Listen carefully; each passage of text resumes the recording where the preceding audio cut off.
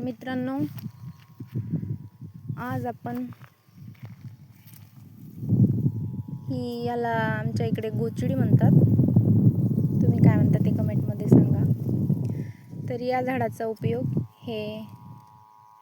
याला आम्ही लहानपणी खायचो, पण कोणी कोणी खाल्ले ते पण सांगा. गोड लागतं मस्त.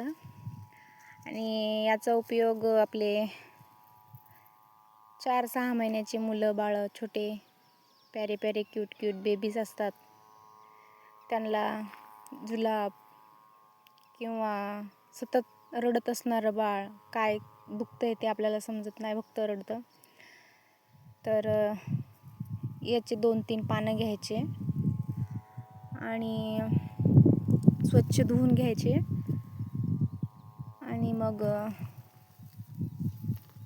ते हातावर चोळून घ्यायचे आणि त्याचे 2-3 थेंब रस काढून आपलं जे पण औषधाची बॉटलचं झाकण असतं त्याच्यामध्ये घ्यायचे आणि 2-3 थेंब बाळाला पाजायचे आणि टाळूवर चोळलं तरी चालतं.